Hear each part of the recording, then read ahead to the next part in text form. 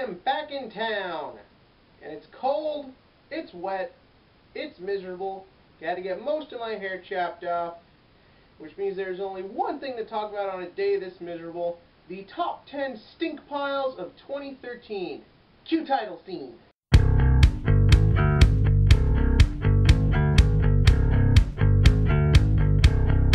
Now, I know it's customary to do your top 10 list before your top worst lists. You know, best then worst. But I don't want to do that. I want to end talking about 2013 on a positive and a high note. I'm not really the type of person who has a lot of fun talking negatively about things, unless you can tell I am, in which case, then I do. But for the most part, honestly, these films just kind of aggravate me. I'd rather just get them over with and forget about them, because God knows most of us already did. So, let's get started. And remember, just because of the film's rating or ranking at the time doesn't affect where it goes on this list. There are some here that were very surprising, others that I saw coming, and again, just because something I gave a really negative review might do better than something else, this is purely subjective. This is just what I think and what I thought and what I am leaving 2013 with on a negative list, if you're, so let's just, no more talking, let's get started!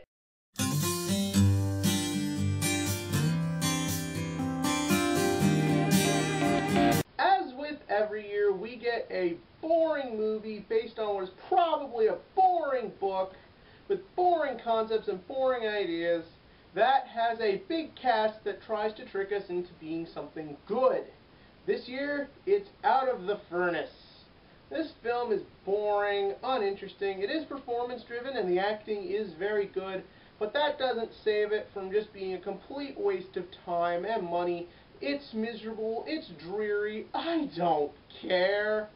I want to forget this movie. God knows I've forgotten 90% of it already. Go figure.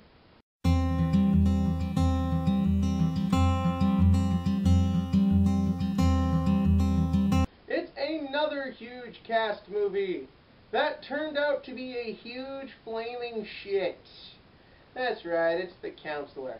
For as boring as Out of the Furnace was, at least we get a fun scene with Woody Harrelson being bad. In this movie, we pretty much get nothing. It's a big cast and a fun cast based on a great director, based on what I've heard is a really good book, and none of it comes together. This film is the definition of a clunker. You think it's going to be great. You think it's going to be awesome. They advertise it as being this great ensemble piece, and to be honest, when it was over, I had no idea what happened. It was just a boring mess. I'm glad it's over. I'm glad it's through. The only reason it's not higher on this list is because we get Cameron Diaz doing a little sexy dance on top of a sexy car, and that's the only point you get.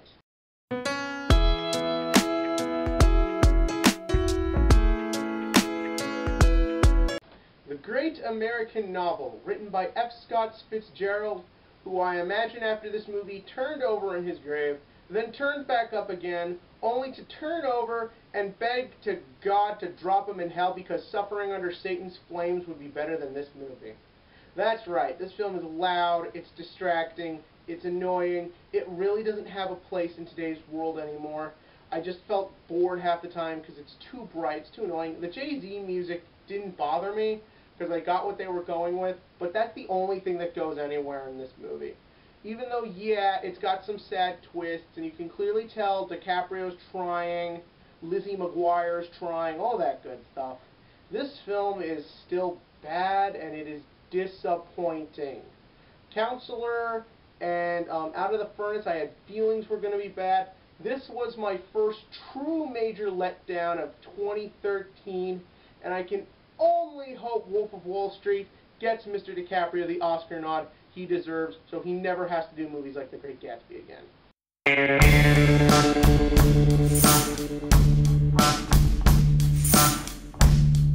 I'm sure many of you are right now thinking, Kevin, it's a kid's movie. You can't judge it like this. You can't take it too seriously. It's just a cute little animation to entertain children. Fuck you! Okay, if you think that, you're probably right. Maybe I'm naive. Maybe I'm stupid. Maybe I just don't think right. But you know what? I'm sick and tired of kids' movies that don't effing try. That's right. I said the curse word and then did the PC version. Booyah, people! This film is mad, it's stupid, it's dumb. It's alright at first. The performances are alright, but completely pointless and unnecessary. We're getting into the anger range, people. I don't believe in judging kids' movies any less than adult movies, because guess what? When you make a kids' movie, you are your own best judge. Clearly, whoever wrote this movie decided to go the Judge Judy angle than actual judge.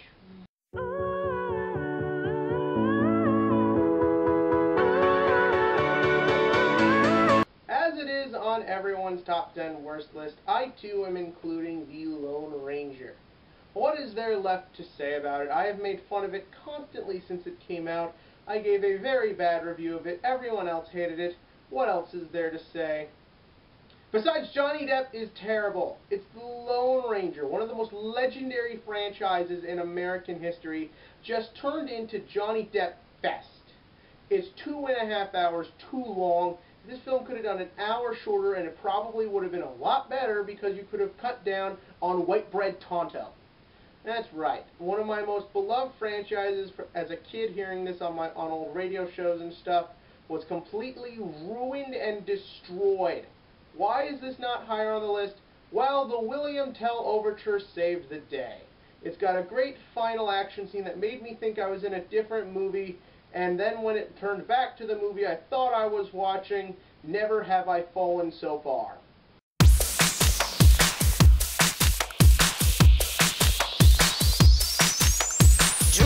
Now, I like to include my honorable mentions halfway through. Why? Because these movies fall into a category that I cannot include them on these lists. They are films I did not review. Yes, I started my reviewing in March, and because of this, I may or may not have not actually reviewed these movies because I wasn't on YouTube yet. Let's just go with that. These are the films that were awful, terrible, Die Hard 5, Movie 43, Texas Chainsaw, so on and so forth, that actually began to convince me maybe I should make my opinions known. These films are terrible, awful, they're nothing but cash grabs, they make no sense, the actors don't care, the writers don't care, they're not trying. I have no doubt they'd have spots on this list, but again, I am trying to stick to the opinions that I have said throughout the year about individual films. I am trying to build my case for why these movies are bad, and I don't have enough evidence on video to show you all why these films are bad, because that would mean having to do reviews from them, and God knows I don't want to ever have to think of Die Hard 5 again.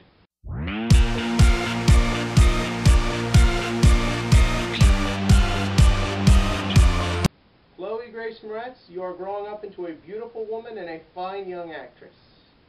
I can only hope this film does not ruin whatever your career can be. Carrie is bad. It is boring, it is uninteresting, it is a remake of a film I didn't like to begin with, based on a book I didn't even bother reading because it sounds stupid. Look, I get it, bullying's a big issue. It needs to be addressed time and time again because it ain't stopping.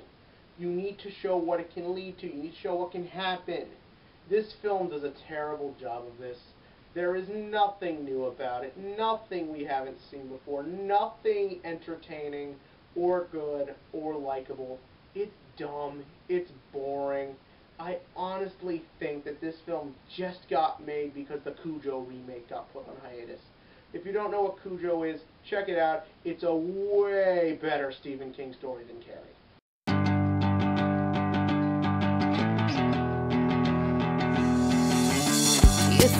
See? Freebirds wasn't the only animation on my list. This year we got an even worse one than that. Cloudy with a Chance of Stinkballs 2. This movie has a really long title and is probably a bit longer than it should be, and is about as interesting as, say, if they just used the letter C for the title. This film was dreary, it was predictable, it took every turn you expected to take. The animation was pretty at times, but to be honest, after a while it just got jarring, distracting, and just looked worse and worse as the film progressed. The first Cloudy with a Chance of Meatballs wasn't bad. It was clearly trying to do a justifiable, good interpretation of a beloved kid's book and trying to make it appeal to everyone. Did it succeed? Not entirely. Does this film succeed at seeming appealing at all? God, no. This thing is not trying, it is not interesting, it is not good. It's just a boring, dreary, everything we've seen over and over again with annoying food jokes that get old after a good 10 minutes. I'm just glad I will never have to deal with this movie again, because after seeing this I can never look at a Taco Supreme the same way again, which is why I eat with my eyes closed.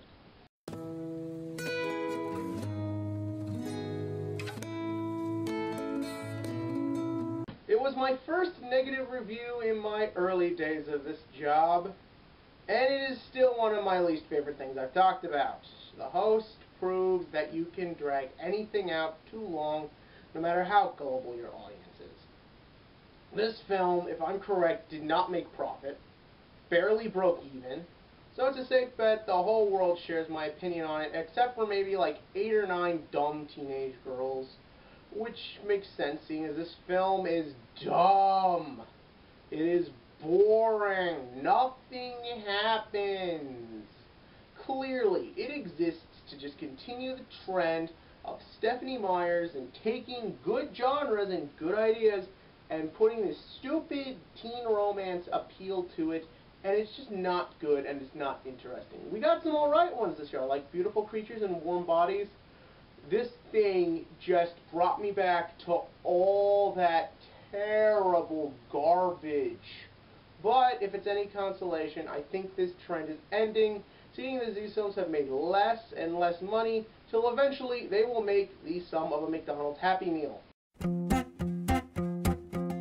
I got this old guitar, the strings are rusty, but you all knew it was going to be here. I made fun of this film for weeks, rather it was in box office numbers or talking trailers. But, let's face it, this film belongs in the shit zone. It is bad, it is not very funny, which is sad because Mark Wahlberg and Dwayne Johnson can do comedy very well. I love Tony Shalhoub, I love a lot of the cast members. I have a love-hate relationship with Michael Bay, and it did start one of my good jokes. I'm coming for you, Michael Bay. Still coming for you. You made an insulting movie based on a true story. Now true, films like The Wolf of Wall Street are based on despicable people and make the world they lived in seem fun. However, films like The Wolf of Wall Street also show you there are consequences, and those consequences you suffer. This film is so idiotic and cartoony, it almost makes what they're doing look fun when you walk out of the theater. For most people. For me, it just looked dull, stupid, and idiotic. This film was, for a long time, my least favorite movie of the year, but there is one stink pile, one piece of garbage worse than Pain and Gain. I'm still coming for you, Michael Bay.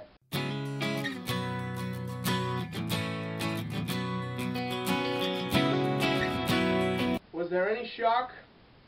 Was there any surprise? Yeah, Smurfs 2. Now we're in the realm of pure anger. Like I said before, I don't believe in judging kids' movies less than any other movie.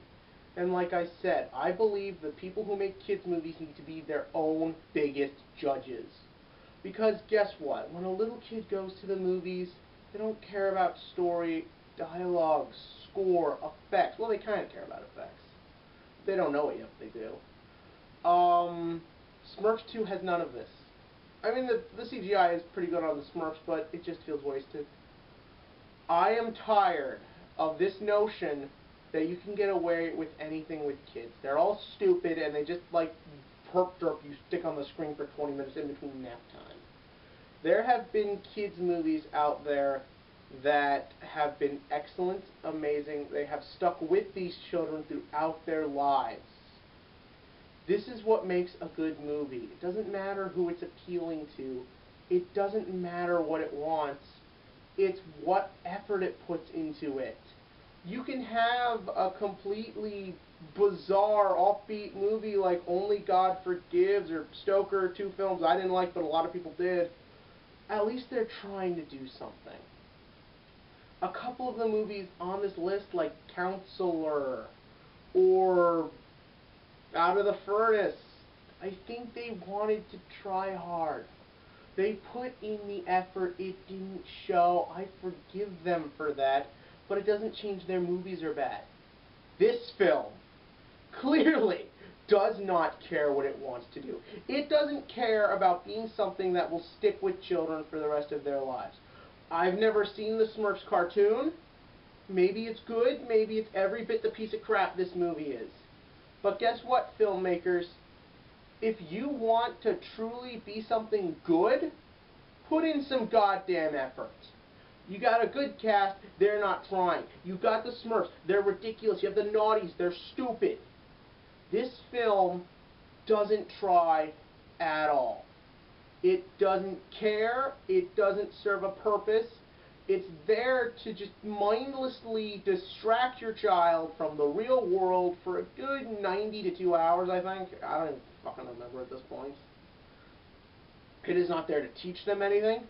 It's just there for Sony to promote their shit. It's just there to make money. It's there to sell toys. This film serves no entertainment value and no purpose. I just fucking hate it. I'm so glad that this year is over, and if I'm correct, they're not going into production on Smurfs 3, so I guess that's a win. And did you think it was a win? Because as bad as these movies are, we will move on to more crap fests. Oh god, the marked ones looks terrible. But leave in this comment section below your 10 worst movies of 2013, or your worst, or anything. Tell me what you thought of my first year on YouTube. Tell me whatever you want. It's the end of the year, and I'm about to give my top 10 best list of films that made me feel glad to be a movie fan and a reviewer. And as always, click here to subscribe, because I imagine you'll want to watch this video, because I like to be happy and it not be so dark.